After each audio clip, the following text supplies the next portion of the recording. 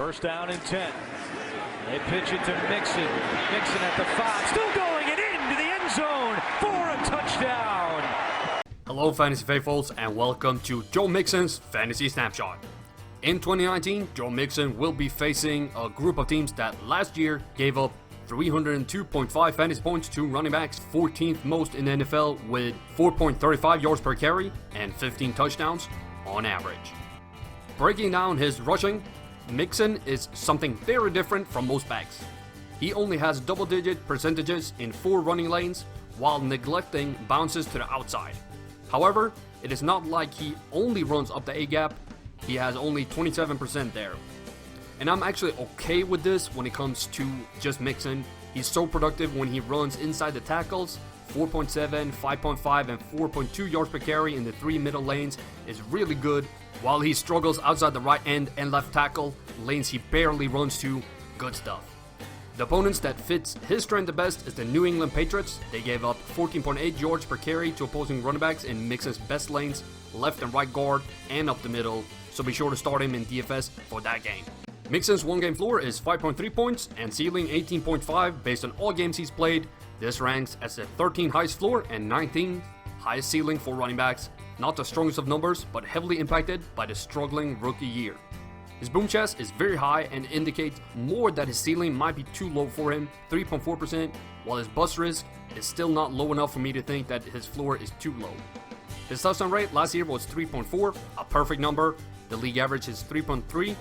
So he's above average, but not too far to think he will have a massive negative regression.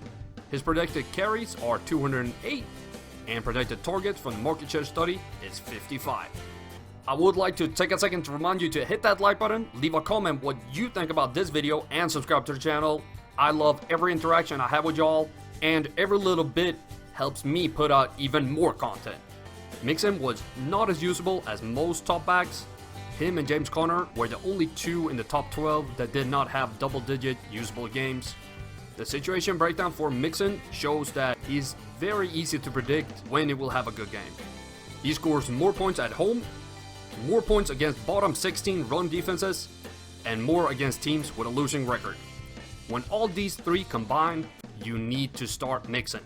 Joe Mixon saw 32 red zone carries in 2018, and with those carries, he scored 8 touchdowns.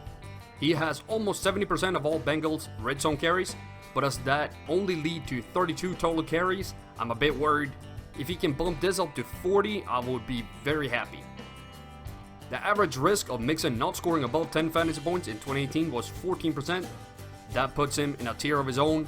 He is between the top tier guys that are below 5%, but much lower than the next tier with about 25% risk of scoring double-digit points.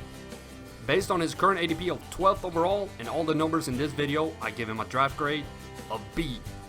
Sure, I'd rather have Joe Mixon over James Conner at 12th overall, but I'm still not 100% sold on him.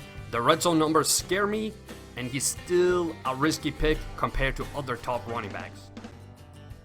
Out of the timeout, it is Mixon trying the right side to the 5. He dives, and he's in for the touchdown.